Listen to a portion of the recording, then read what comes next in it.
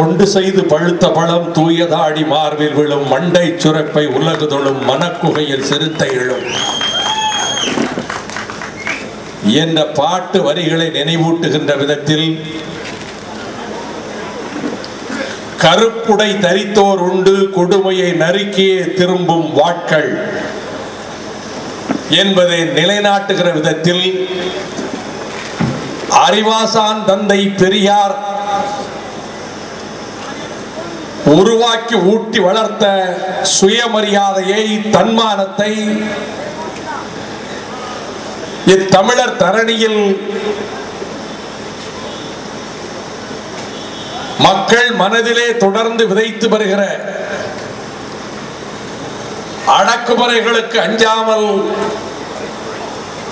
சிறைச்சாலை வாசத்தை நெஞ்சுறுதியோடு ஏற்று வருகிற தீரர்கள் இயக்கிடும் படை அணியாம் பெரியார் திராவிடர் கழகம் நடத்துகின்ற தமிழீழ விடுதலை முழக்க போராட்ட பொதுக்கூட்டமாக நடத்துகின்ற பல்லாயிரக்கணக்கானவர்கள் திரண்டிருக்கின்ற இந்த மாபெரும் கூட்டத்துக்கு தலைமை தாங்குகிற அன்புக்குரிய அண்ணன் ஆனூர் ஜெகதீசன் அவர்களே, பெரியார் திராவிடர் கழகத்தினுடைய மதிப்புமிக்க தலைவர் ஆர்வியர் சகோதரர் குளத்தூர் மணி அவர்களே,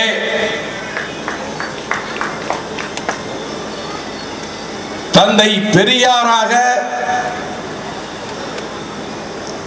தேரிசை செல்லப்பா குறிப்பிட்டதை போல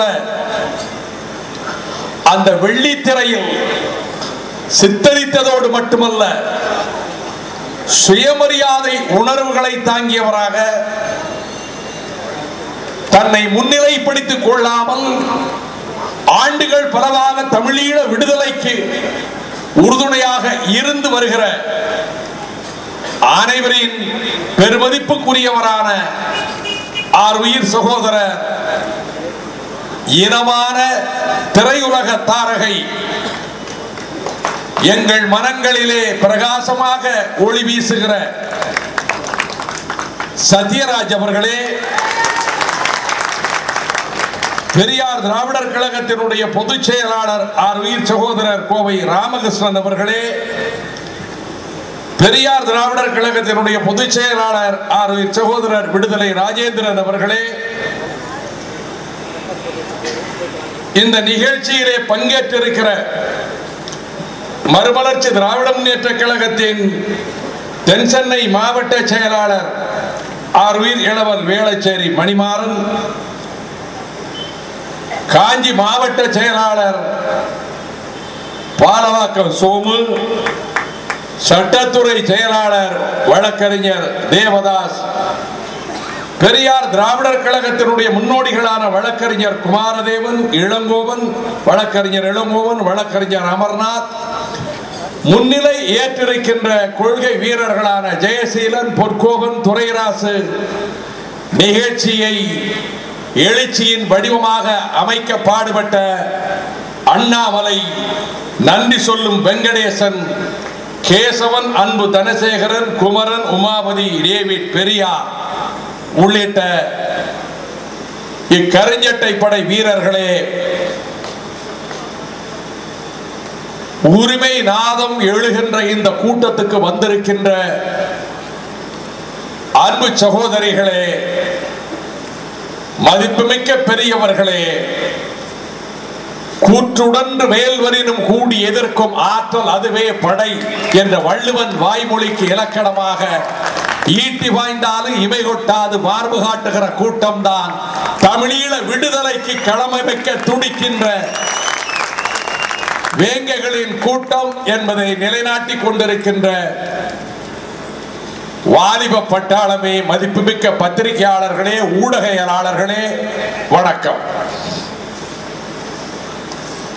காலத்தின் அருமை கருதி நெடுநேரம் உரையாற்ற வேண்டியவர்கள் எல்லாம் சுருக்கமாக கருத்து செறிவுமிக்க சொற்பொழிவுகளை நிகழ்த்தி அமர்ந்திருக்கிறார்கள்.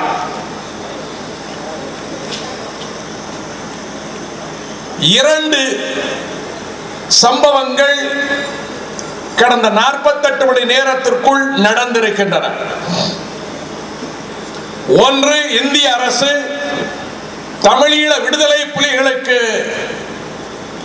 ஏற்கனவே 2 ஆண்டுகளுக்கு முறை விதித்து இருக்கின்ற தடையை நேற்றைக்கு மீண்டும் அடுத்த 2 ஆண்டுகளுக்கு நீடித்து அறிவித்திருக்கிறது. இன்னொரு செய்தி,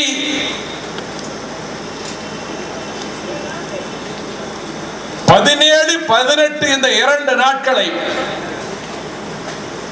எங்கள் நெஞ்சத்தை பிளக்கின்ற சோகங்களை தாங்கி இருக்கக்கூடிய இந்த 2 நாட்களில் மே 17 மே 18 சிங்கள ராணுவத்தினர் வெற்றி விழா கொண்டாடினார்கள். தமிழர்களை வீழ்த்தியதற்கு வெற்றி விழா கொண்டாடினார்கள். அந்த வெற்றி விழாவுக்கு அழையா விருந்தாளியாக இந்திய அரசாங்கத்தின் தூதரகத்தினுடைய அதிகாரி ஒருவன், எட்டப்பர்களும் கருணாக்களும் இன்னும் இருக்கிறார்கள் என்பதை நினைவூட்டுகின்ற வகையிலே இந்த தமிழ்நாட்டிலே பிறந்து தூதராலயத்திலே வேலை பார்க்கின்ற ஒரு அதிகாரி அந்த நிகழ்ச்சியிலே போய் கலந்து கொண்டான் என்பதை விடுதலை ராஜேந்திரன் அவர்கள் இங்கே குறிப்பிட்டார்கள். போரில் புலிகளை வெல்ல முடியாது. அவர் பேசும்போது சொன்னார், ஒன்று ஆயுதம் ஏந்துகின்ற யுத்தகளம், இன்னொன்று சதுரங்க காய்களை நகர்த்துகின்ற அரசியல் களம். இன்று அரசியல் களத்தின் மூலமாக கேட்கிறோம், சுதந்திர தமிழீழத்திற்கான பொது வாக்கெடுப்பை நடத்த அனைத்துலக நாடுகள் முன்வர வேண்டும். இந்த குரலை எழுப்புகிறோம். ஐநா மன்றமே அதற்கு ஆயத்த வேலைகளை செய்து அதற்கான நடவடிக்கை எடு. தொடர்ந்து துரோகங்கள் இழைத்து வருகின்ற இந்திய அரசே, நீயும் இந்த பொது வாக்கெடுப்புக்கு ஆதரவு குரல் கொடுக்க முன் வருவாயா? இதை பெரியார் திராவிடர் கழக மேடை எடுத்து வைக்கிறது. யுத்தகளத்திலும் புலிகளை வெல்ல முடியாது. சிங்களவன் தனியா ராணுவ வெற்றியை கொண்டாடுகிறானாமே ராஜபக்சே, எந்த களத்திலே நீ தனியாக புலிகளை எதிர்த்து களத்திலே சமராடி ஜெயித்திருக்கிறாய்? பின்னங்கால் பிடரியில் அடிபட ஓட வைத்தவர் மாவீரர் திலகம் பிரபாகரன். அக்கினி அலைகளில் ஓடினாய், ஓயாத அலைகளில் ஓடினாய், யானை இரவிலே ஓடினாய். உன் முப்படைகளும் கதறி பிழைத்தால் போதும் என்று ஓடினார்கள். அணு ஆயுத வல்லரசுகள், பலம் வாய்ந்த ராணுவ வல்லரசுகள் ஆயுதங்களை தந்து நவீன தொழில்நுட்பங்களின் காரணமாக சேட்டலைட் கேமராக்களை பயன்படுத்தி புலிகளின் பாசறைகளை இலக்கு வைத்து தாக்குவதற்கு உலகம் தடை செய்த குண்டுகளை தந்து அவர்களுக்கு எப்பக்கத்தில் இருந்து மருந்தும் உணவும் எந்த பொருளும் வரவிடாமல் தடுத்து ஒன்றல்ல இரண்டல்ல எங்களிடமும் அணு ஆயுதம் இருக்கிறது என்று கொக்கரிக்கின்ற இந்தியா அதற்கு பக்கத்தில் இருக்கக்கூடிய அணு ஆயுதங்களுக்கு ஈடு கொடுக்கிறோம் என்று யாரை குறிப்பிட்டாரோ அந்த பாகிஸ்தான் 4 போர்க்களங்களிலே மோதிக்கொண்ட 2 வல்லரசுகள், அணு ஆயுதம் வைத்திருக்கிற நாடுகள் தந்த ஆயுதம், சீனம் தந்த ஆயுதம், ரஷ்யா தந்த ஆயுதம், ஈரான் இஸ்ரேலும் தந்த ஆயுதங்கள், அமெரிக்கா முன்பு வழங்கிய ஆயுதங்கள், பிரித்தானியா முன்பு வழங்கிய ஆயுதங்கள், இத்தனை ஆயுத பலத்தோடு எந்த பொருளும் கடல் வழி கூட போகக்கூடாது என்று இந்திய அரசு புலிகளுக்கு வந்த கப்பல்களை நடுக்கடலிலே சட்டவிரோதமாக அக்கிரமமாக இந்திய கடற்படை தலையிட்டு அந்த புலிகளுக்கு வந்த கப்பல்களை கடலிலே மூழ்கடிக்க செய்தார்களே. இத்தனை பலத்தோடு 7 வல்லரசுகளை எதிர்த்து பிரபாகரன் நின்றார். கடந்த காலத்திலே செய்த துரோகங்களை எல்லாம் மறந்துவிட முடியாது. நான் இந்த கூட்டத்துக்கு வந்திருக்கக்கூடிய தோழர்கள், நீங்கள் தொடர்ந்து பல கூட்டங்களுக்கு வந்திருக்கிறீர்கள். அதுவும் துன்பம் மிகுந்த நாட்களிலே வந்திருக்கிறீர்கள். நான் கூறியது கூறலை தவிர்ப்பவன். ஆனால் நினைவூட்ட வேண்டிய அவசியம் ஏற்பட்டிருக்கிறது. ஒன்றல்ல இரண்டல்ல இந்திய அரசு செய்த துரோகம். நான் அரசியலுக்காகவோ அல்லது இந்த துரோகம் அளித்த காங்கிரஸ் தலைமை தாங்குகின்ற அரசை வீழ்த்தி அதன் மூலமாக ஏதாவது ஒரு நாற்காலி கிடைத்து விடும் என்றோ எண்ணத்திலே பேசுகிறவன் அல்ல வைகோ. இங்கே அமர்ந்திருக்கக்கூடிய தோழர்களை வைத்துக் கொண்டு பேசுகிறேன். உண்மைகளை பேசாமலே நீங்கள் விட்டுவிட்டால் குளத்தூர் மணியை சொல்லுகிறேன், ராஜேந்திரனை சொல்லுகிறேன், ராமகிருஷ்ணனை சொல்லுகிறேன், என் ஆர்வீர் சகோதரர் சத்யராஜ் அவர்களை சொல்லுகிறேன். தியாகம் மிக்க போராட்டங்களை நடத்தி ஈழத் தமிழர்களை காக்க நீங்கள் அமைத்து தந்த களங்களில் எத்தனை துன்பங்களை ஏற்றிருக்கிறீர்கள் நீங்கள் சொல்ல மாட்டீர்கள். நாளைக்கு ஈழம் மலர்கிற போது ஈழத்துக்கு நாங்கள் தான் குரல் கொடுத்தோம் என்று ஆளுயர மாலைகளோடு பல பேர் வருவார்கள். அதை பற்றி எனக்கு அக்கறை இல்லை. ஆனால் இதற்கு களம் அமைத்து தந்தவர்கள் யார்? எத்தனை ஆண்டுகள் குளத்தூர் மணி சிறையில் இருந்தார்? விளம்பரப்படுத்திக் கொள்கிறாரா? எங்கேயாவது 5 ஆண்டு காலம் சிறையில் இருந்திருக்கிறாரே. எத்தனை சிறைச்சாலை? எங்கள் பாட்டன் பெரியார் இருந்த பெரியாரி சிறைச்சாலையிலே அடைக்கப்பட்டு கிடந்தார்.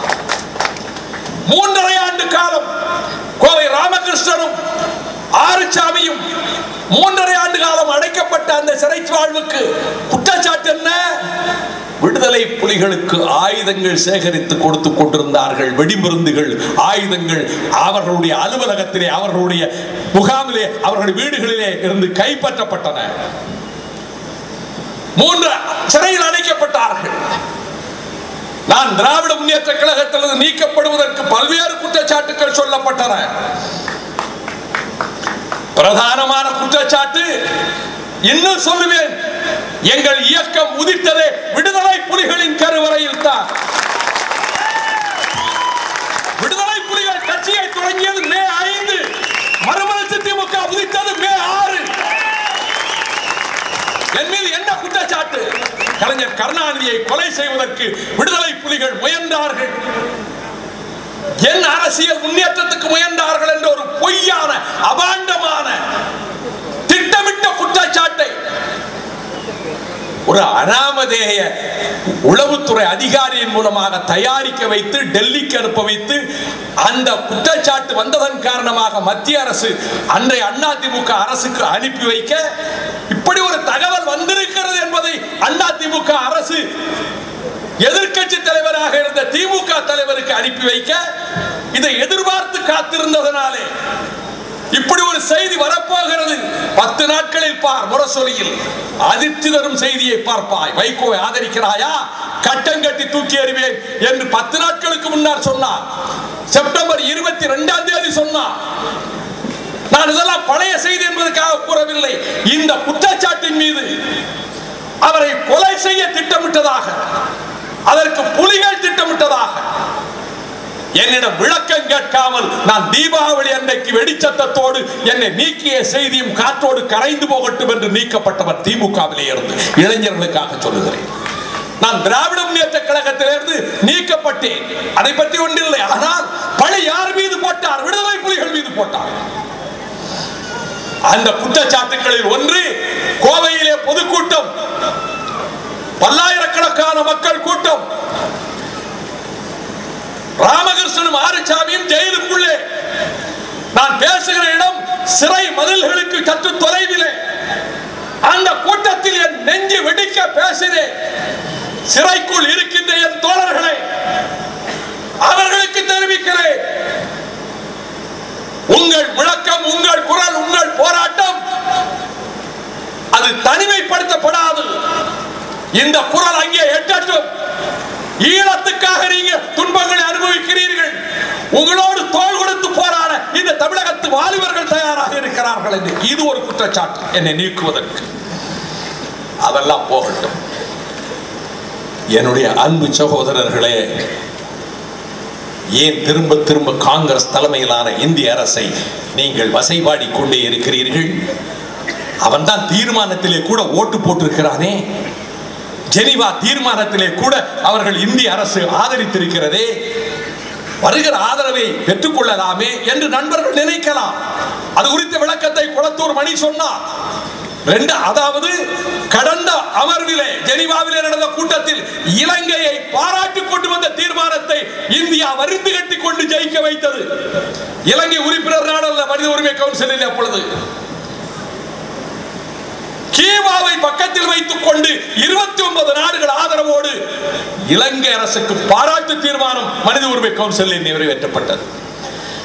இப்பொழுது இலங்கையில் நடைபெற்ற போர்க்குற்றங்கள், மனித உரிமை வீரர்கள், அது பற்றி ஒரு விசாரணை நடத்தலாம் என்ற எண்ணத்தில் ஒரு தீர்மானம் வரப்போகிறது என்று தெரிந்தவுடன் இந்திய அரசாங்கத்தின் பிரதிநிதி மனித உரிமை கவுன்சிலில் என்ன பேசினார்? பிப்ரவரி 27ஆம் தேதி என்று கருதுகிறேன். ஒரு உள்நாட்டு விவகாரத்தில் இந்த மனித உரிமை கவுன்சில் தீர்மானம் கொண்டு வரக்கூடாது. மிக கடுமையான கண்டனத்தை தெரிவித்து மன்னிப்பே கிடையாது உங்கள் சர்க்காருக்கு, எங்கள் தமிழர்கள் சந்திய ரத்தத்துக்கு ஏன் மன்மோகன் அரசே நீ காரணம், எங்கள் சந்ததிகளும் மன்னிக்க மாட்டார்கள், ஜெனீவாவிலே மேலும் துரோகம் செய்ய போகிறாய். இது 28ஆம் தேதி. இந்த எளியவன், எனக்கு அந்த பதவியும் கிடையாது, ஆனால் என் நெஞ்ச தணலை கொட்டி பிரதமருக்கு ஒரு கடிதம் எழுதினேன். இன்றைக்கு மீண்டும் சொல்லுகிறேன், அந்த தீர்மானத்தை நீர்த்து போக செய்து விட்டார்கள்.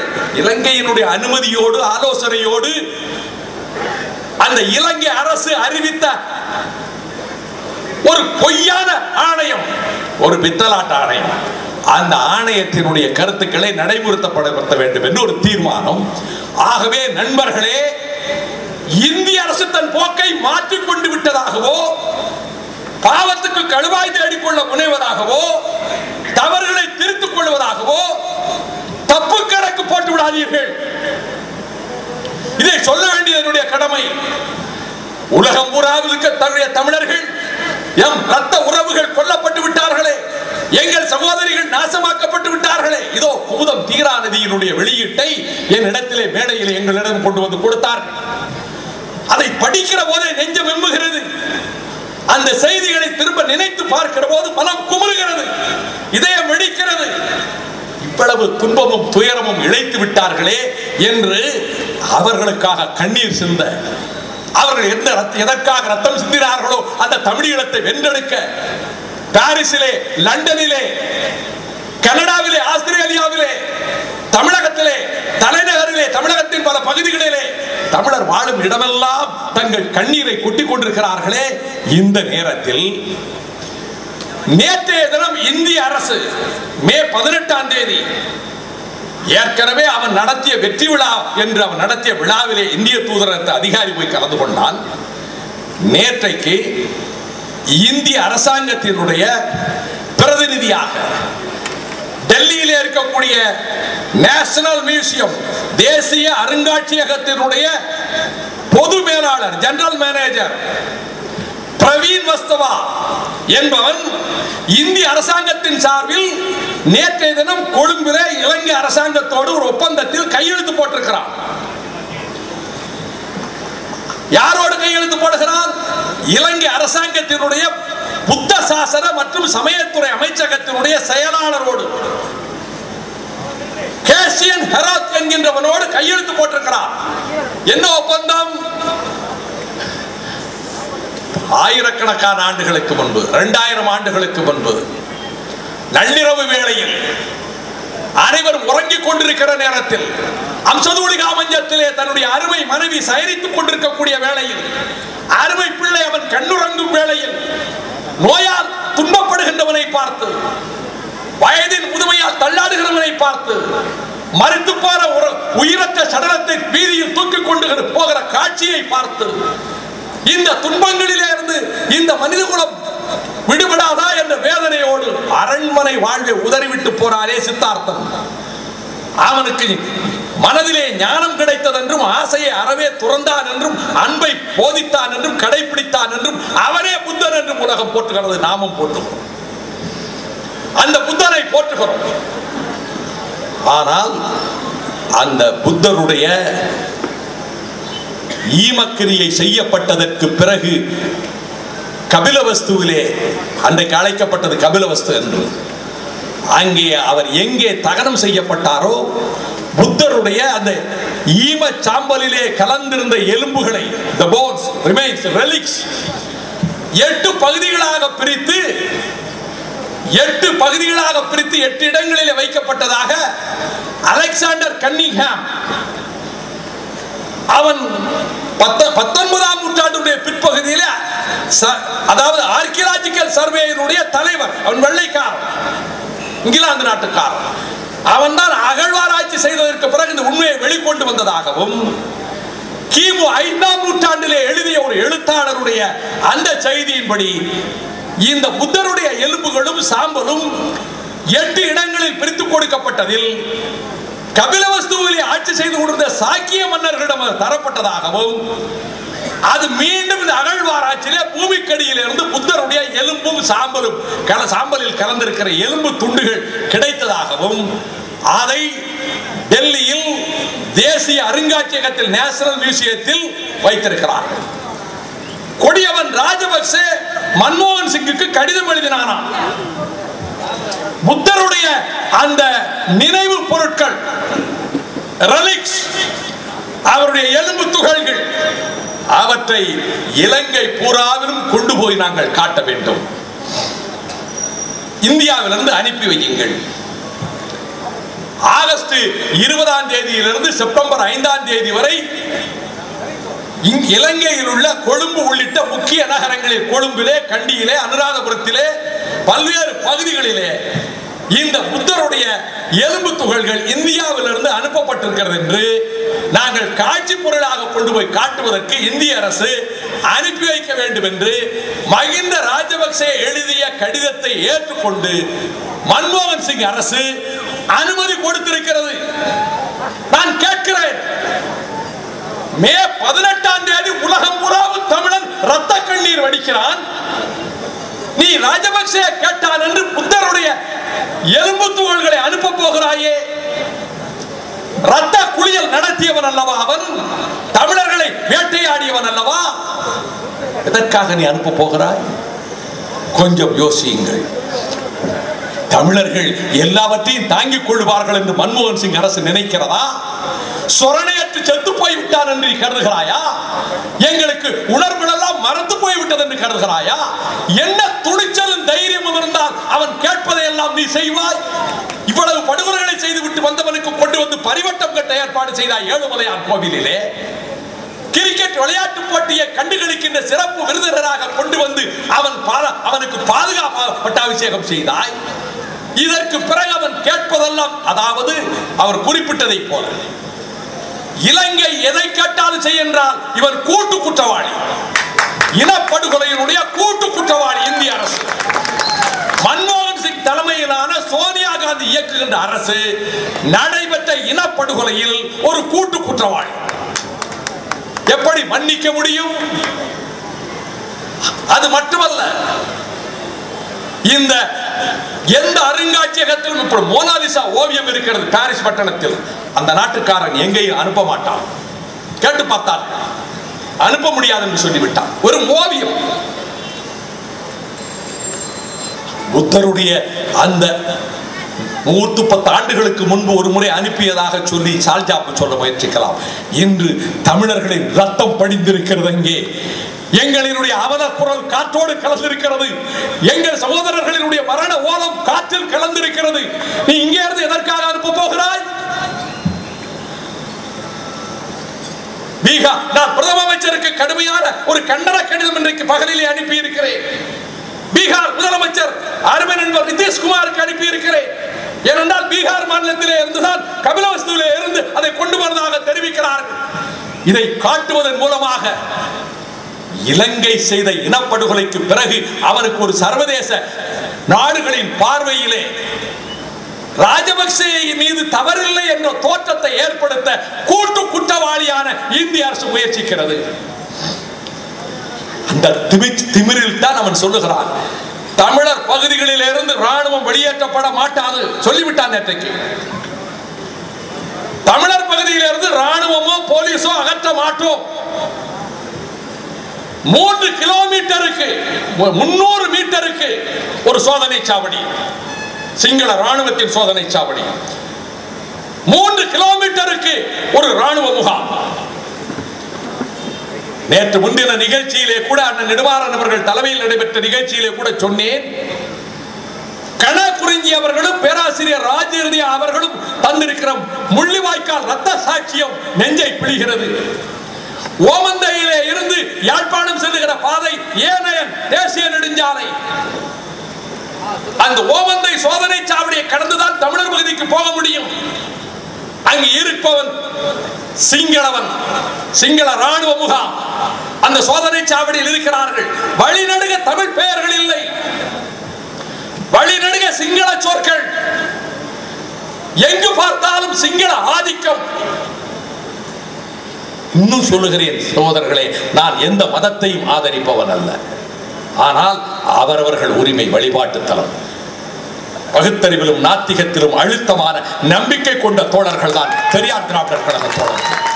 ஆனால் இங்கே ஆலயத்துக்கு செல்லுகிற தோழர்கள் இருக்கிறார்கள், வீடுகளில் இருக்கக்கூடிய தாய்மார்கள் இருக்கிறார்கள், பக்கத்து தெருவில் இருக்கக்கூடிய கோயிலுக்கு சென்று நீங்கள் பக்தி பரவசத்தோடு உங்கள் துயரத்தை போக்கிக் கொள்ள போய் வழிபடுகிறீர்கள்.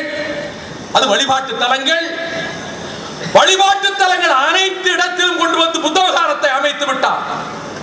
திருக்கேதீஸ்வரம் என்கின்ற புகழ்மிக்க சைவ ஆலயத்தில் 50 மீட்டருக்குள்ள புத்தர் கோயிலை கட்டிவிட்டார்.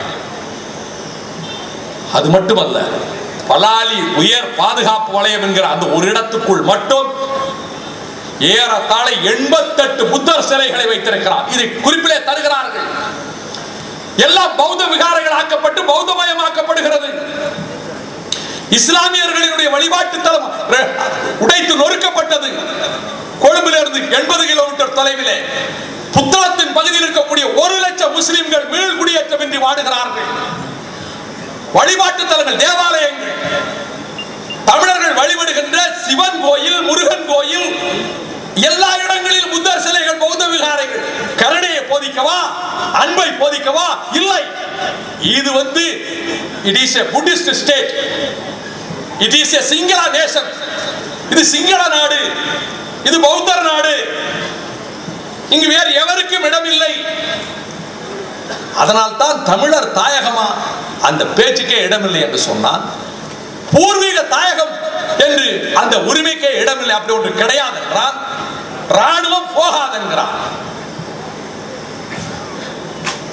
இந்தியா நீ ஒதுங்கிக்க, எவனும் வராத, ராணுவத்தை புலிகள் அடிச்சு விரட்டுவாங்க. உடனே சொல்றான் ராஜபக்சே, இங்கே ஆதரவில்லை. 30 ஆண்டு காலமாக எங்களுக்கு மிகுந்த சவாலாக இருந்த புலிகளை நாங்கள் போர்க்களத்திலே ஒடுக்கிவிட்டோம். வெளிநாடுகளில் இருக்கிறவர்கள் தேவையில்லாமல் கூச்சலை கிளப்புகிறார்கள். ஆமாடா, கிளப்புவோம். நாங்க உணர்வு செத்து போயிட்டோமான்னு சத்யராஜ் கேட்டாரு. இந்த இளைஞர்கள் உணர்வு உள்ளவர்களாக வரட்டும் என்று நான் கேட்டேன். வாலிபர்கள் வந்து சேர்ந்தார்களே, நான் கூட சொன்ன கரும்புலி பட்டாளம் மாதிரி வந்து நிக்கிறீங்களே என்று சொன்னேனே, அது போதும். 28 பேரோடு லட்சத்துக்கு மேற்பட்ட சைன்யத்தை எதிர்க்க முடியும் என்று பிரபாகரன் மண்ணிக்காட்டுக்குள்ளே செல்லவில்லையா? அப்படி வீறு கொண்ட இளைஞர்கள் வருவார்கள். வயது முதிர்ந்து தள்ளாடும் வயதிலே கூட பள்ளிக்கூடத்திலே போதகரா மதரசாவிலே போதித்துக் கொண்டிருந்த உமர் முக்தார் தன் மண்ணின் விடுதலைக்காக, தாயக விடுதலைக்காக அவன் துப்பாக்கி அந்தவில்லையா? பாலவனத்திலே புறவையின் மீது அவன் பயணம் செய்யவில்லையா? உறுதி மூச்சு அடங்குகின்றவரை உறுதியோடு இருந்தானே உமர் முக்தார்.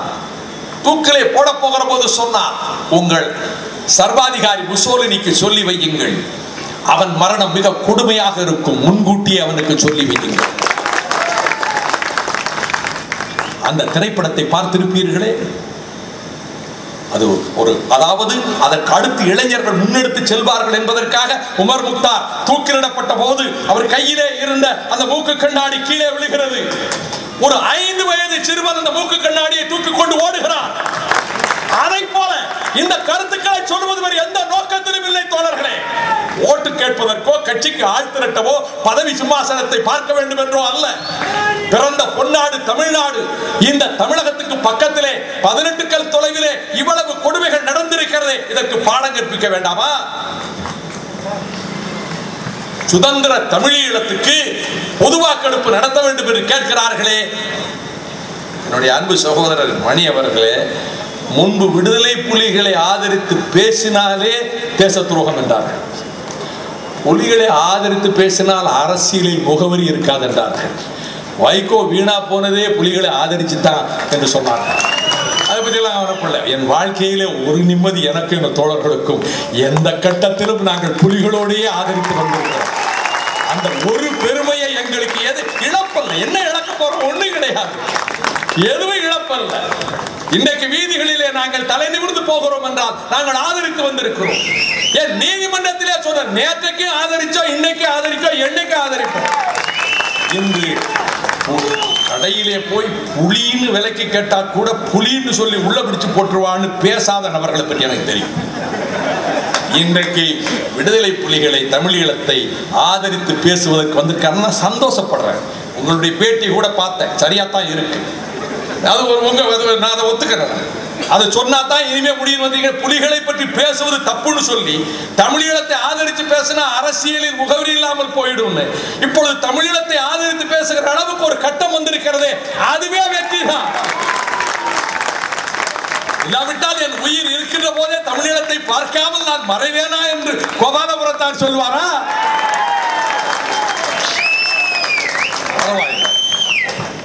பாவ மன்னிப்பு சீட்டுகள் வழங்கப்படுகிற போது செய்த பாவங்களுக்கு தேவாலயங்களிலே பாவ மன்னிப்பு கிடைக்குமா? இவர் ஒருவேளை அந்த முறையிலே முறையிடலாம், பரவாயில்லை. அவர் ரொம்ப கருணை உள்ள கொண்டவர். பெரியாருடைய வழியிலே வந்தாலும் ரொம்ப ஒரு ஒரு கொள்கையை தவிர அவருக்கு எதுவும் தெரியாது இவங்களுக்கு. சரி பரவாயில்ல, வராது இன்னைக்கு சொல்லுகிறாரே. ஆனால் பொது வாக்கெடுப்பு என்பது, அதை விட எனக்கு என்ன மகிழ்ச்சினா, மக்களுக்கு புரிகிற மொழியில் என்ன அருமையாக சொன்னார் சத்யராஜன். இருக்கிற மணிப்பர்ஸை பிக் பாக்கெட் அடிச்சுட்டு போயிட்டான். பெரிய போலீஸ் ஸ்டேஷன் ஐநா சபை, அங்க போய் கம்ப்ளைண்ட் கொடுத்துருக்கிறோம். இங்க இந்தியாங்கிற போலீஸ் ஸ்டேஷன் இருக்கு, இது மொத்தமா விலை போயிருச்சு, அதனால கொடுக்கிறோம். பிரிவினை கேட்கவில்லை, இழந்த சுதந்திரத்தை பெறுவதற்கு அவர்கள் உரிமை உள்ள நாட்டிலே போராடுகிறார்கள். இதை ஒடுக்கி விடலாம் நினைத்தால் ஈழத்தை கேட்பது தமிழகத்தையும் சேர்த்து பிரித்துக் கொள்வதற்காக என்று சொல்லி அந்த காரணத்தை சொல்லி விடுதலை புலிகளை தடை செய்திருக்கிற இந்திய அரசுக்கு சொல்லுகிறேன், இலங்கையின் இறையாண்மையையும் இலங்கை ஒற்றுமையும் காப்பாற்ற போகிறோம் என்று சொல்லி இந்திய இறையாண்மையை, இந்திய ஒற்றுமையை அடியோடு இழக்க போகிறாய். ரெண்டு செய்தியை நம்ம தமிழர்கள் புரிந்து கொள்ளணும். மிக எளிதாக நம்ம ஏமாற்றி விடலாம் என்று சூழ்ச்சிக்காரர்கள் நினைக்கிறார்கள். ஜெனீவாவிலே இந்திய அரசு தீர்மானத்தை ஆதரித்து விட்டது. ஒரு பித்தலாட்டம். பிரச்சனைக்கு நேரடியாக தொடர்பில்லை என்றாலும் இந்த தாய் தமிழகத்தினுடைய ஜீவாதார உரிமை பிரச்சனை என்பதனால் சொல்லுகிறேன். முல்லை பெரியாறிலும் அதுதான். நீதிபதி ஆனந்த் தலைமையிலான ஐவர் குழு ஏதோ நமக்கு சாதகமான அறிக்கை கொடுத்து விட்டதாக தப்பு கணக்கு போட வேண்டாம். தாமஸ் நமக்கு சாதகமாக அறிக்கை தந்து விட்டதாக தவறாக கருதி விடாதீர்கள்.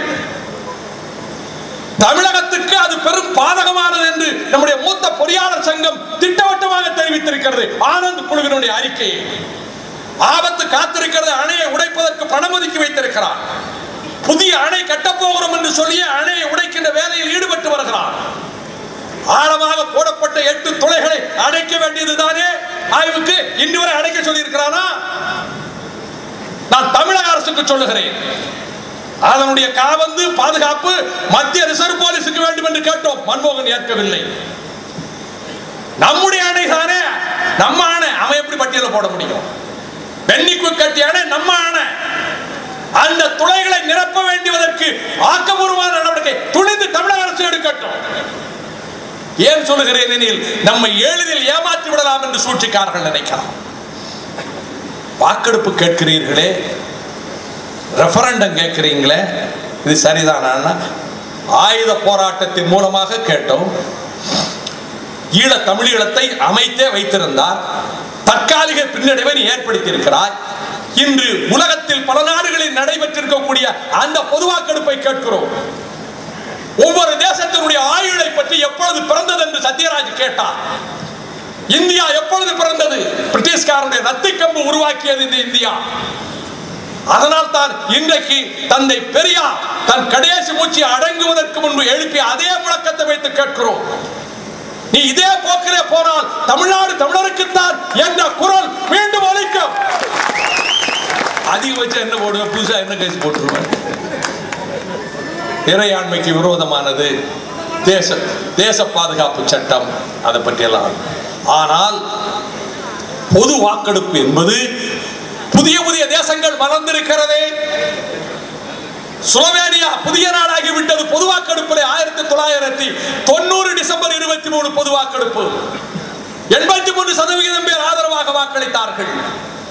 91 மே 17 ஜனவரி 17 குரோசியா தனி நாடு பொது வாக்கெடுப்பு நடந்தது. அங்கு 85% 90% பேர் வாக்களித்தார்கள். தனி நாடு. 91 மாசிடோனியாவிலே பொது வாக்கெடுப்பு தனி நாடு மலர்ந்தது. 91 உக்ரைனிலே பொது வாக்கெடுப்பு, அது தனி நாடு. ஜார்ஜியாவிலே, உக்ரைனிலே, மாசிடோனியாவிலே பொது வாக்கெடுப்பு. 93 6 லட்சம் மக்களை கொண்ட எரித்திரியாவிலே பொது வாக்கெடுப்பு தனி நாடு. அதற்கடுத்து 94 மால்டோவாவிலே பொது வாக்கெடுப்பு, அது தனி நாடு. 99 ஆகஸ்ட் 30 கிழக்கு தைமூரிலே பொது வாக்கெடுப்பு. இந்தோனேசியாவிலிருந்து தனிநாடாக 78.4% பேர் தனிநாட்டு போட்டு போட்டார்கள். கிழக்கு தைமூர் தனிநாடு. இந்த பொது வாக்கெடுப்பை நடத்தினது யார் தெரியுமா? போர்ச்சுகல். வரலாற்றின் விசித்திரத்தை பாருங்கள். போர்ச்சுகலின் காலனியாக இந்த கிழக்கு தைமூர் உள்ளிட்ட இந்தோனேசியா இருந்தது. போர்ச்சுகலில் இருந்து இந்தோனேசியா விடுதலை பெற்று விட்டது. இப்பொழுது இந்தோனேசிய நுகத்தடிக்கு கீழே நாங்கள் அடிமைகளாக இருக்க மாட்டோம் என்று கிழக்கு தைமூர் மக்கள் கேட்டார்கள். போர்ச்சுகல் வாக்கெடுப்பை ஏற்பாடு செய்தது. இப்பொழுது பிரிட்டனுக்கு அந்த கடமை வந்திருக்கிறது. எங்களுக்கு அந்த குற்ற உணர்ச்சி பிரித்தானிய மக்களுக்கு இருப்பதனாலே தான் கூடங்குளத்திலும் அணுகுலை கூடாது என்று பிரித்தானிய நாடாளுமன்ற உறுப்பினர்கள் குரல் கொடுக்கிறார்கள். அது மட்டுமல்ல, நள்ளிரவு நேரத்தில் 2.5 லட்சம் பேர் திரண்டு ராஜபக்சே அடித்து விரட்டினார்களே, மகிந்தனை அடித்து விரட்டினார்களே லண்டன் நகரிலே. அந்த பிரித்தானிய நாடாளுமன்றத்தினுடைய விவாத அரங்கிலே என்னை பேசுவதற்கு ஒரு வாய்ப்பு கொடுத்த போது சொன்னேன், குற்றவாளி நீங்கள் தான் என்று சொன்னேன். பிரித்தானிய நாடாளுமன்ற உறுப்பினர்கள், நீங்கள் சிங்களவன் கைகளில் தமிழரை ஒப்படைத்தீர்கள். வெளியே போகிற போது அடிமை நுகத்தடியை சுமக்க வைத்தீர்கள். இந்த கொடுமைக்கும் துயரத்துக்கும் நீங்கள் தான் காரணம். விடிவை ஏற்படுத்த வேண்டிய பொறுப்பும் விடியலை காண்பிக்க வேண்டிய கடமையும் உங்களுக்கு தான் உண்டு. அதை போல ஒரு பொது வாக்கெடுப்பு நடத்தப்படட்டும். சுதந்திர தமிழீழம் வேண்டும் என்பதற்கான பொது வாக்கெடுப்பு, அந்த வாக்கெடுப்பு நடத்தப்பட வேண்டும் என்று சொல்லுகிற போது, அதை போலவே 2006ஆம் ஆண்டு பொது வாக்கெடுப்பு மீண்டும் நமக்கு தெரிய தெற்கு ஒடிசா நாட்டிலே பொது வாக்கெடுப்பு. 2011 போன வருடத்தில் தெற்கு சூடானிலே பொது வாக்கெடுப்பு. தெற்கு சூடான் புது நாடாகிவிட்டது. உலகத்தின் கண்களுக்கு முன்னால் இத்தனை நடந்திருக்கிறது. இப்பொழுது 2014ஆம் ஆண்டு நியூ கலிடோனியா என்கின்ற ஒரு புதிய தேசம் அமைவதற்கு பொது வாக்கெடுப்பு நடத்த ஐநா முடிவு செய்திருக்கிறது. 2015 போகன்வில்லே என்கின்ற ஒரு நாடு அமைவதற்கு பொது வாக்கெடுப்பு நடத்த ஐநா மன்றம் முடிவு செய்திருக்கிறது. இப்ப அந்த கணக்கில் பட்டியலில் போடு சேர்த்து. சுதந்திர தமிழீழம் அமைவதற்கும் ஐநா மன்றம் பொது வாக்கெடுப்பு நடத்த. நான் குறிப்பிட்ட நாடுகளிலே பல நாடுகளில் தமிழர்களுக்கு ஏற்பட்ட உயிர் சேதத்தை போல நடக்கவில்லை. தமிழர்களுக்கு கிடைக்கப்பட்ட கொடுமைகளை போல நடக்கவில்லை. 1976ஆம் ஆண்டு வட்டக்கோட்டையிலே தந்தை செல்வா தீர்மானம் நிறைவேற்றினார். அனைத்து தமிழர் அமைப்புகளையும் சேர்த்து சுதந்திர தமிழீழமே இனி சேர்ந்து வாழ முடியாது, இறையாண்மை உள்ள சுதந்திர தமிழீழ தேசம், இளைஞர்கள் இதை முன்னெடுத்து செல்வார்கள் இந்த தமிழீழத்தை நோக்கி. இதற்கு பிறகு நான் செய்திகளின் காலத்தின் அருமை கருதி விரைவாக சொல்ல விரும்புகிறேன். அதற்கு பிறகு நடந்த தேர்தல் சுதந்திர தமிழீழத்துக்கு தான் ஆதரவு. ஆனால் இடைப்பட்ட இந்த காலத்தில் தமிழர் பகுதிகளில் சிங்களவர் குடியேற்றப்பட்டு விட்டார்கள். 1% இருந்த ஒன்றைக்கு 52% ஆகிவிட்டார். தமிழர் பகுதியெல்லாம் சிங்களவன் குடியேற்றப்பட்டு வருகிறார். தமிழர் தாயகம் பூராவிலும் சிங்களவன் குடியேற்றப்பட்டு சிங்கள குடியேற்றங்கள் இருக்கின்றன. இது அகற்றப்பட வேண்டும். கணக்குறிஞ்சியும் ராஜ்யதையாவும் அவர்கள் மனம் வெந்து போய் சொல்லுகிறார்கள். கிளிநொச்சியிலே நம் புலிகளினுடைய தலைமையகம் இருந்தது. அங்கே விடுதலை புலிகளினுடைய மாவீரர்கள் துயிலகம் இருந்தது. அனைத்தையும் இடித்து தகர்த்து தரைமட்டமாக்கிவிட்டு சிங்கள ராணுவ வீரர்களின் கால்பந்தாட்ட மைதானமாக்கிவிட்டான். வெற்றி பட்டயத்தை கல்வெட்டிலே பொறித்திருக்கிறான். வழி எங்கு சென்றாலும் தமிழர் தாயக பகுதியிலே சிங்களர் குடியேற்றம் நடக்கிறது. அது மட்டுமல்ல, இந்த யுத்தகால காட்சிகளை பற்றி சொல்லுகிற போது எங்கும் நடைபெறாத வேதனை தரத்தக்க சம்பவங்கள். அதைத்தான் இந்த மேடையிலே தரப்பட்ட துண்டு பிரசுரத்தில் பார்த்தேன். 1996 ஆகஸ்ட் மாதம் 7ஆம் தேதி கிருசாந்தி குமாரசாமி என்கின்ற 18 வயது பெண் பள்ளியிலே படித்த முதல் அமர்வு தேர்வை முடித்துவிட்டு வருகிற வழியில் சிங்கள ராணுவத்தினரால் பிடித்து செல்லப்பட்டு கொடூரமாக கற்பழித்துக் கொல்லப்பட்டாள். வீடு திரும்பாத மகளை தேடி அவள் தாயார் ராசம்மா, தம்பி பிரணவன், நண்பர் கிருபாமூர்த்தி 3 பேரும் ராணுவ முகாமிலே இருந்தவர்கள் கிருசாந்தி என்கின்ற இந்த இளம் தளிரை பலாத்காரமாக கொண்டு போனார்கள் என்ற செய்தியை அறிந்து அந்த ராணுவ முகாமிலே போய் விசாரிக்க போனார்கள். அந்த 3 பேரும் திரும்பவில்லை. கிருசாந்தியும் திரும்பவில்லை, தாய் ராசம்மாவும் திரும்பவில்லை, தம்பி பிரணவனும் அந்த குடும்ப நண்பர் கிருபாமூர்த்தியும் திரும்பவில்லை. யாருக்கும் எதுவும் தெரியவில்லை. பின்னர் நீதிமன்றத்திலே வந்து கூண்டிலே நிறுத்தப்பட்ட நிலையில் சிங்கள ராணுவ சிப்பாய்களில் ஒருவனான அவன் பெயரும் ராஜபக்சே, அவனுடைய பெயரும் ஒரு ராஜபக்சே. அவன் சொன்னான், கிருஷாந்தியை நாங்கள் கொண்டு போய் கூட்டமாக கற்பழித்தோம். நான் ரொம்ப மென்மையாக சொல்லுகிறேன், அதை படித்து அந்த வார்த்தைகளை இங்கே சொல்ல முடியாது. வீடுகளிலே தாய்மார்கள் இருக்கிறார்கள். அவன் சொல்கிறான், 5 பேர் அந்த பெண்ணை நாசம் செய்த பிறகு அவள் கதறியவாறு 6வது நபரும் நாசப்படுத்த முனைந்த போது ஒரு 5 நிமிடம் எனக்கு ஒரு இடைவெளி அவகாசம் தாருங்கள் என்று கதறினாள். தாய்மார்களே, உங்கள் மகளுக்கு அந்த கதை ஏற்பட்டிருந்தால், என் நண்பர்களே உங்கள் தங்கைக்கு அந்த கதி ஏற்பட்டிருந்தால் கொஞ்சம் நினைத்து பாருங்கள்.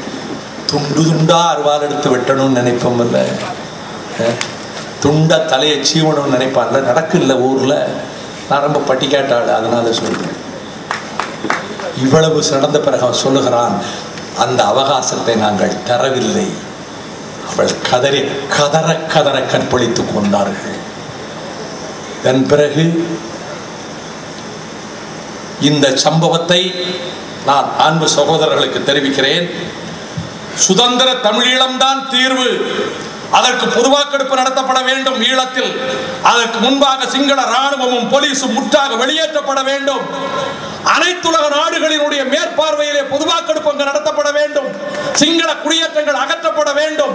உலகத்தின் பல நாடுகளிலே வாழுகிற ஈழத்து தமிழர்கள், ஏதிலிகளாக சென்ற தமிழர்கள், அந்தந்த நாடுகளில் அவர்கள் அந்த வாக்கெடுப்பிலே பங்கெடுக்கக்கூடிய வழிமுறைகள் உருவாக்கி கொடுக்கப்பட வேண்டும். The modalities should be worked out so that the Tamil diaspora should exercise their franchise. இதை ஜூன் 1ஆம் தேதி பெல்ஜியத்தின் தலைநகர் பிரசல்ஸில் ஐரோப்பிய நாடாளுமன்ற கட்டிடத்துக்குள்ளே முழக்கமிட்டவன் என்ற தகுதியோடு இந்த கூட்டத்திலே பேசுகிறேன். உலக நாடுகளிலே வாழக்கூடிய ஈழத்து தமிழர்கள் வாக்கெடுப்பிலே அந்தந்த நாடுகளில் பங்கெடுக்க வழிமுறை காண வேண்டும் என்ற அந்த கருத்தை இந்த உலக அரங்கில் இந்த எளியவன் முதலாக பதிவு செய்தவன் என்ற தகுதியோடு பேசுகிறேன். மறுநாள் புறப்பட்டு வந்தேன். நான் சுற்றி பார்க்க செல்லவில்லை பெல்ஜியத்தை. இங்கே மன்னார்குடியிலே பெரியார் திராவிடர் கழகம் கூட்டத்தை ஏற்பாடு செய்து விட்டது முன்கூட்டியே. நான் நினைத்தால் இன்னும் 1 வார காலம் அங்கே இருந்து சுற்றுலா பயணியை போல சுற்றி பார்த்திருக்கலாம். கடமை அழைத்தது, மணி அழைத்திருக்கிறார். மன்னார்குடியில் பெரியார் திராவிடர் கழகத்தினுடைய பொதுக்கூட்டத்துக்கு ஒப்புதல் கொடுத்து விட்டோம். 2ஆம் தேதி, ஜூன் 2ஆம் தேதி கூட்டம். அந்த இரவிலே புறப்பட்ட புறப்பட்டு வந்து விமான நிலையத்திலிருந்தே கரூருக்கு சென்று விட்டு மன்னார்குடியில் மணி அவர்களோடு நான் கூட்டத்திலே கலந்து கொண்ட நிகழ்ச்சியை நான் நினைவூட்டுகின்றேன். அந்த தகுதியோடு தான் நான் இங்கே பேசுகிறேன். கிருஷ்ணாந்தி குமாரசாமி இப்படி கொடூரமாக கொல்லப்பட்ட அந்த செய்தியை இவன் சொன்னான் அல்லவா, இந்த செய்தியை, இந்த துண்டு பிரசுரத்தை வழங்கிய குமுதம் தீராநிதி நண்பர்களுக்கு தெரிவிக்கிறேன். 1998ஆம் ஆண்டில் அன்றைய மனித உரிமை கமிஷனுடைய துணை தலைவர், முன்னாள் பின்லாந்து நாட்டினுடைய பிரதமர் ஹோர்ஸ் அவர்களிடம் நேரடியாக சென்று போய் நெஞ்சம் கனத்த எஞ்சோடு போய் அப்பிடவிட்டாக கொடுத்தேன் இதே கிருஷ்ணாந்தி குமாரசாமியினுடைய அந்த செய்தியை. அப்பொழுது சொன்னேன், 400க்கு மேற்பட்டவர்கள் செம்மணியிலே புதைக்கப்பட்டிருக்கிறார்கள் தமிழர்கள். அந்த புதைகுழிகளை தோண்டி எடுக்க ஐநா மன்றத்தின் மனித உரிமை கமிஷன் கொசவாவிலே அப்படி 80 முஸ்லிம்களின் பிரேதங்கள் அவர்கள் கொல்லப்பட்டதற்கு பிறகு புதைக்கப்பட்ட இடத்திலே இருந்து தோண்டி எடுக்க பிசிசியன்ஸ் ஆஃப் ஹியூமன் கான்சைன்ஸ் என்ற அமைப்பை அனுப்பினீர்களோ அதே அமைப்பை செம்மணிக்கு அனுப்புங்கள். செம்மணியிலே இருந்து அவர்கள் இந்த உண்மையை தோண்டி எடுத்து வெளியே கொண்டு வரட்டும் என்று சொல்லிவிட்டு நான் கேட்டேன். மனித உரிமை கமிஷனின் துணை தலைவரிடம் முதலாக பதிவு செய்த தமிழன் என்ற தகுதியோடு சொல்லுகிறேன், நேரடியாக சென்று பதிவு செய்தவர். இதுதான் எங்கள் கோயில், தமிழர்களுக்கு இதுதான் கோயில், இதுதான் மசூதி, இதுதான் சர்ச் என்று நினைக்கிறார்கள். காரணம், வழிபடுகிற இடத்தை போல இந்த மனச்சாட்சியின் கதவை தொட்டு கேட்கிறேன். எங்கள் மக்கள் கொடூரமாக கொல்லப்பட்டார்கள். பெண்கள், குழந்தைகள், வயது முதிர்ந்தவர்கள் கொல்லப்பட்டார்கள். செம்மணியின் புதைகுழிகளை அகழ்ந்து எடுங்கள். அதே போல அனுப்பி வைத்தார்.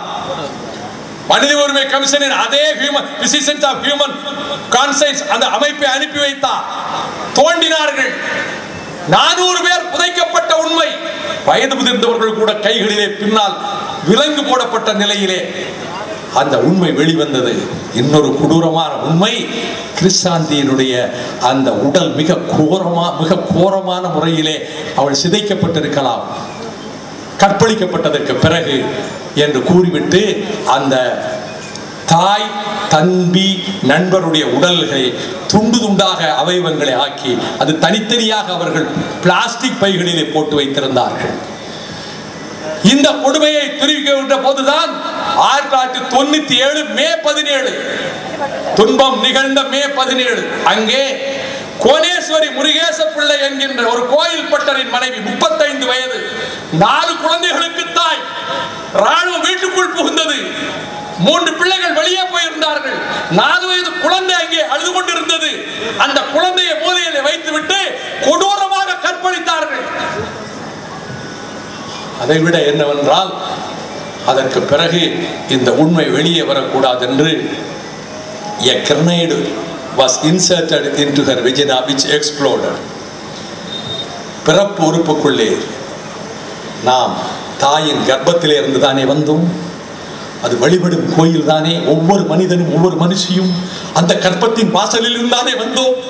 அதிலே கிரனைட் வெடிகுண்டை வைத்து வெடிக்க செய்து சிதைத்திருக்கிறார்கள். இவை அனைத்தும் ஆதாரங்களோடு நிரூபிக்கப்பட்டது. இதையும் நான் அபிடவிட்டாக்கி இருக்கின்றேன் மனித உரிமை கமிஷனிலே. அதைவிட ஹேமலதா என்கின்ற பெண், அவள் பள்ளி இறுதி வகுப்பு படித்துக் கொண்டிருந்தாள். வீட்டுக்குள் நள்ளிரவு நேரத்திலே வந்தார்கள். தாய் தந்தையை கட்டி போட்டார்கள்.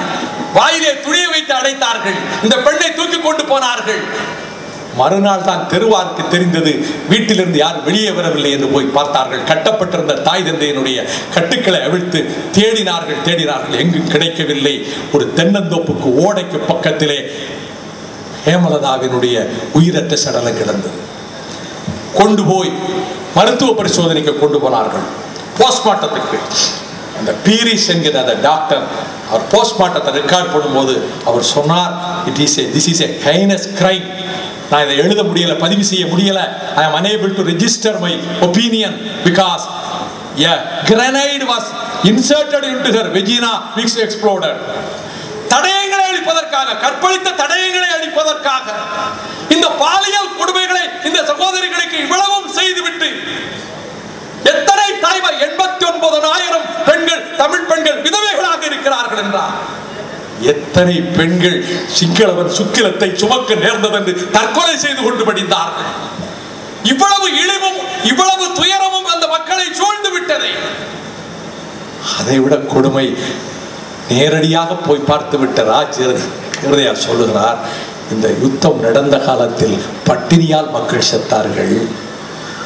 அதை பதிவு செய்கிற போது சொல்லுகிறார், குழந்தைகளுக்கு பால் இல்லை, உணவு இல்லை, ரொட்டி இல்லை, எதுவும் இல்லை, காய் இல்லை, கனி இல்லை, கிழங்கு இல்லை, ஒன்றும் இல்லை.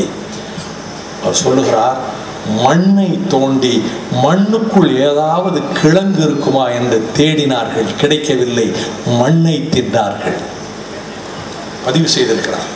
அந்த மக்கள் சொன்னதை, இந்த குழந்தைகள் மண்ணை தின்றன, மண்ணை தின்ற காரணத்தினாலே நோய்பட்டு மடிந்தன. மண்டினி ஞானத்து வாழ்வோருக்கெல்லாம் உண்டி கொடுத்தோர் உயிர் கொடுத்தோர் என்று அமர சுரபியை ஏந்திய காப்பியம் பேசுகிற தமிழ் இனமா? பட்டினி போட்டுக் கொண்டாரே லட்சக்கணக்கான மக்களை, பாலியல் கொடுமைக்கு ஆளாக்கிக் கொண்டாரே நம்ம சகோதரிகளை, கண்களை கட்டி அம்மணமாக இழுத்துக் கொண்டு வந்து காலால் விதித்து சுட்டுக் கொன்றானே. தமிழர்களே, நேற்று முன்தினம் கூட செய்தியை சொன்னேன். 1995 ஜூலை 17 ஸ்ரீபரங்காவில் 6 இஸ்லாமிய இளைஞர்களை அந்த செர்பிய ராணுவத்தை சேர்ந்தவர்கள், ஸ்கார்பியன்ஸ், அவங்க பேரு தேள்கள், ஸ்கார்பியன்ஸ் அணி, அந்த 6 பேரை இழுத்துக் கொண்டு வந்து கண்களை கட்டவில்லை, கைகளை பின்புறமாக கட்டி இழுத்துக் கொண்டு வந்து மிதித்து மண்டியிட வைத்து சுட்டுக் கொண்டிருக்கிறார். இது 1995 17 நடந்தது. செர்பிய ராணுவம் செய்தது. இது வெளியிலே தெரியாது என்று நினைத்தான். 10 வருடம் கழித்து அந்த ராணுவத்திலே இருந்த ஒருவன் அதை படம் பிடித்து வைத்திருந்தான். அந்த படம் வெளியானது. கூண்டில் நிறுத்தப்பட்டார்கள். அந்த படுகொலையை செய்தவர்கள் 58 வருட சிறை தண்டனை என்று பெல்கிரேட் நீதிமன்றம் அறிவித்திருக்கிறது. தமிழர்களே, என் உறவுகளே, நான் வேதனையோடு கேட்கிறேன், அந்த ஸ்ரீபரங்காவிலேயே கூட அந்த 6 முஸ்லிம்களின் கண்களை கட்டவில்லை. இங்கே கண்களை கட்டினான் 8 தமிழர்களை, ஆடைகளை அவிழ்த்து அம்மணமாக்கினான். மிருகங்கள் கூட செய்யாதே கை பின்புறமாக கட்டப்பட்ட கைகளிலே இருந்து வடக்கையரை பிடித்து இழுத்து வருவதை போல இழுத்துக் கொண்டு வந்தான். மிதிக்கிறான், மண்டியிடுகிறான். அந்த ஈழத்து தமிழ் இளைஞன் முனகவில்லை, அலறவில்லை, ஐயோ என்று கூக்குரலிடவில்லை, தாங்கிக் கொண்டான். பிடரியை பிளந்தது துப்பாக்கி குண்டுகள், கபாலம் வெடித்து ரத்தம் கொட்டிச்சு துடிதுடித்து செத்தார்கள். இதை சேனல் 4 வெளியிட்டது. இது உண்மை காட்சி என்று ரிச்சர்ட் ஹைன்ஸ் மனித உரிமை கவுன்சிலே பதிவு செய்து விட்டார். It is a genuine frame by frame. எப்படி மன்னிக்க சொல்லுகிறீர்கள்? இது போலி காட்சி என்று ராஜபக்சே சொன்னான். இது பழைய படம் போல இருக்கிறது என்று திருக்குவளையார் சொன்னாரே, எப்படி மறந்து விட முடியும்? 8 தமிழர்கள் இதை கொடூரமாக ஸ்ரீபரங்காவிலே செய்தது. இன்னொன்று நான் சொல்லுகிறேன், குற்றவாளி கூண்டிலே இனப்படுகொலை செய்தவனை போய் நிறுத்த வேண்டும் சொல்வதற்கு காரணம் இருக்கிறது. அப்பொழுதுதான் உலகம் கவனிக்கும். தயவு செய்து கேளுங்கள். இந்த இனக்கொலை செய்த குற்றக்கூண்டில் நிறுத்தினால் தான் ஈழத் தமிழர்களின் சுதந்திர தமிழீழ கோரிக்கை நியாயம் என்று உலகம் உணரும். ஆக இருவழி தாக்குதல், 2 pronged attack. ஒன்று இனக்கொலை குற்றத்துக்கு கூண்டில் நிறுத்துவது, அதை வலியுறுத்தும் வேளையிலேயே சுதந்திர தமிழீழத்துக்கான கருத்து வலுப்படுகிறது. இது ஆகஸ்ட் 25 2009 இது வெளிவந்தது. 2010 டிசம்பர் 2 வெளிவந்தது. நவம்பர் 30 வெளியிட்டாங்க. அதில் இசை பிரியாவை எப்படி கொடூரமாக அவர்கள் வதைத்திருக்கிறார்கள். மிருகங்கள் கூட செய்யாதே அந்த தளிரை நாசமாக்கி இருக்கிறார்கள், கற்பழித்திருக்கிறார்கள். கற்பழித்து விட்டு அதற்கு பிறகு உயிரற்ற சடலத்தையும் கூட அவர்கள், மிருகங்கள் கூட செய்ய துணியாதை செய்திருக்கிறார்கள். அவர்கள் பேசிக்கொண்ட எப்படியெல்லாம் கற்பழித்தோம் என்று பேசியதை இங்கே பதிவு செய்ய முடியாது என்று சேனல் 4 அந்த செய்தியாளர் சொல்லுகிறார். அதைவிட இன்னொரு செய்தி இதிலே போட்டிருக்கிறார். இந்த விடுதலை புலிகளினுடைய பெண் போராளிகள், ஒரு பெண் சொல்லுகிறாள், என் சக பெண் போராளியோ ஒரு தமிழ் பெண்ணோ ஈழத்து பெண்ணோ தாக்குதலில் இறந்து விட்டால், குண்டுகள் பாய்ந்து மடிந்து விட்டால் என் உயிர் போனாலும் கூட பரவாயில்லை, அந்த உயிரற்ற சடலத்தை நான் தூக்கி கொண்டு போய்விட வேண்டும். ஏனெனில் அந்த உயிரற்ற சடலத்தை நான் கற்பனை செய்ய முடியாத வகையிலே இழிவுபடுத்தி அதை உயிரற்ற சடலத்தை அதை படிக்க முடியாது. போத்தல்களையும் கம்பிகளையும் கொண்டு பிறப்புறுப்புக்குள்ளே கொண்டு அவர்கள் செய்திருக்கிற கொடுமைகளை எல்லாம் எழுதுகிறார். இப்படிப்பட்ட கொடுமைகள் நடந்தவனோடு எப்படி சேர்ந்து இருக்க முடியும்? ஒரு காலம் நடக்காது. ஆக இனக்கொலை குற்றத்துக்கு கூண்டில் நிறுத்த வேண்டும். இந்த இனக்கொலை செய்ததற்கு அவனை கொண்டு நிறுத்துவது ராஜபக்சே கூட்டத்தை விட்டுவிட முடியாது. இதிலே கூட்டு குற்றவாளி இந்திய அரசு, மன்மோகன் சிங் அரசு. இவ்வளவு, அதாவது தமிழ்நாட்டிலே என்ன வேண்டுமானாலும் நினைத்து கொண்டு பேசலாம் நினைக்கிறீங்களா? நான் கூட இதெல்லாம் பேச மாட்டேன். சில உண்மைகளை குளத்தூர் மணியோ நீங்களோ சொல்லலைன்னா இளைஞர்களுக்கு உண்மைகள் தெரியாமலே போய்விடும். எத்தனை ஆண்டுகளாக இந்த ஈழத்து விடுதலை புலிகளினுடைய போராட்டத்துக்கு நீங்கள் ஆதரவு தந்து சுதந்திர தமிழீழ தேசத்தை அமைப்பதற்கு அவர்கள், நான் கேட்கிறேன், என்னையா புலிகளை பற்றி இவ்வளவு விமர்சனம், சில பேர் விமர்சனம் பண்றானே, நீ சொல்லு, எங்கேயாவது ஒரு சிங்கள பெண்ணை பிரபாகரன் படை அணியை சேர்ந்தவன் பாலியல் பலாத்காரத்துக்கு ஆளாக்கிறான் என்று நான் பேசுறது விட்டுறோம். எங்காவது ஒரு சிங்கள பெண்ணை ஒரு பாலியல் பலாத்காரத்துக்கு புலிகள் எங்காவது ஆளாக்கி இருப்பார்களா? தெய்வமாக மதித்தார்கள், தாயாக தங்கையாக நினைத்தார்கள். எந்த பெண்ணிடம் அப்படிப்பட்ட ஒழுக்க சிதைவுகள் கிடையாது, மதுவின் கொடுமை கிடையாது, விபச்சாரம் கிடையாது, நெறிகள் அறம் தழைத்த தமிழீழமாக வைத்திருந்தார். பாழாக்குகிறார்களே இன்றைக்கு, எல்லாம் பாழாகிறதே, நம் கண் முன்னால் பாழாகிறதே.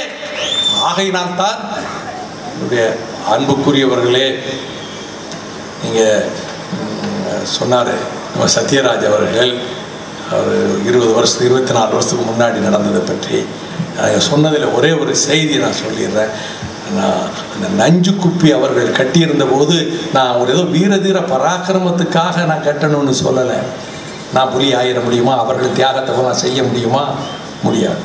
ஆனால் நான் மிகுந்த கனத்த இதயத்தோடு, இங்கே ஒரு துரோகம் கால்கட் வந்ததற்கு பிறகு திமுக பொதுச் செயலாளர் விட்ட அறிக்கையினாலே மனம் நிலை குலைந்து போன நிலையிலே நான் இனி செல்ல மாட்டேன் என்ற போது என்னை வற்புறுத்தி பிரபாகரன் திரும்பி தாய்நாடு தமிழ்நாட்டுக்கு நீங்கள் செல்ல வேண்டும் என்று அனுப்பி வைத்தார்.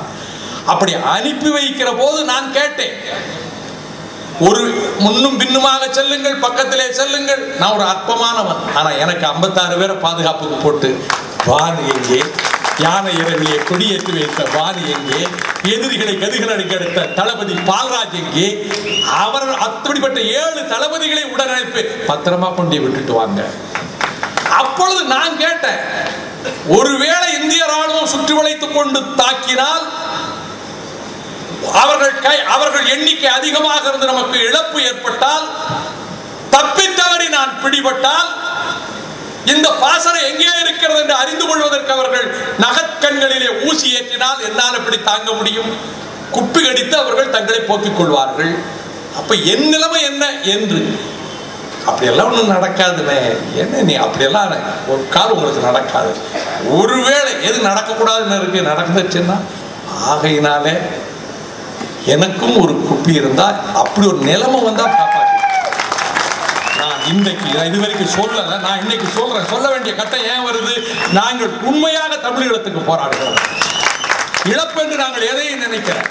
அப்பொழுது 2 குப்பிகள் கட்டப்பட்டிருந்த தன் கழுத்திலே இருந்து ஒரு குப்பியை தனியாக பிரித்தெடுத்து பொட்டம்மானை வர சொல்லி புது கயிறு கொண்டு வர சொல்லி அதில் அணிவித்து என் கழுத்திலே அணிவித்து விட்டு அந்த பாக்கியம், அதை விட வாழ்க்கையில சோனியா காந்தி லெட்டர் தான் வாழ்க்கையின் பெரிய பாக்கியம் ஒருவர் சொல்றாரு. இது என் வாழ்க்கையில் நான் சாகிற வரை இதை விட ஒரு பெரிய பாக்கியம் எனக்கு ஒன்று கிடைச்சிருக்கிறோம். நாங்கள் தமிழீழ விடுதலைக்கு குரல் கொடுக்கிறோம் என்றால் சுதந்திர தமிழீழத்துக்கான பொது வாக்கெடுப்பு நடக்கத்தான் போகிறது. அது ஒரு சேர தமிழகம் குரல் கொடுக்க வேண்டும். அது மட்டுமல்ல, நாளைய தினம் கடற்கரையிலே லட்சக்கணக்கிலே திரளுங்கள். என்னுடைய அருமை நண்பர் ராம்விலாஸ் பாஸ்வான் அவர்களை கூட நான் வீடு தேடி சென்று டெல்லியிலே கடற்கரைக்கு வாருங்கள் என்றேன், ஒப்புக்கொண்டிருக்கிறார். நாளை மாலையிலே அவரும் வருகிறார். பெரியார் திராவிடர் கழகமும் மே 17 இயக்கத்தின் இளம் தோழர்களும் சேர்ந்து கடற்கரையிலே சுடர்கள் எழட்டும். தமிழீழ விடுதலை சுடராக எழட்டும், பொது வாக்கெடுப்பை வலியுறுத்துகின்ற சுடராக எழட்டும். மடிந்த மாவீரர்களே, நீங்கள் எதற்காக உங்கள் சுவாசத்தை தந்தீர்களோ அந்த சுவாசம் பரவி இருக்கிற காற்று மண்டலத்திலே நாங்கள் உறுதி எடுத்துக் கொள்கிறோம். சுதந்திர தமிழீழம் அமைப்போம். அமைவதற்கு நாங்கள் குரல் கொடுப்போம். அதே நேரத்தில் அந்த சுதந்திர தமிழீழ தேசத்தை கட்டமைக்க உலகம் வியக்க போர் நடத்தினாரே அந்த மாவீரர் திலகம் பிரபாகரன் உரிய நேரத்தில் காய்களை உரிய விதத்தில் நகர்த்துவார். சுதந்திர தமிழீழம் மலரும். நம் வாழ்நாளில் தமிழனுக்கு ஒரு தேசம் உலகில் அமையும். ஏ இந்திய நாடே, நீ தொடர்ந்து துரோகம் செய்தா, நீ எதை சொல்லி புலிகளை தடை விதிக்கிறாயோ அது இந்த நாட்டிலும் தமிழ்நாட்டிலும் நடந்துவிடும் என்று எச்சரிக்கிறேன்.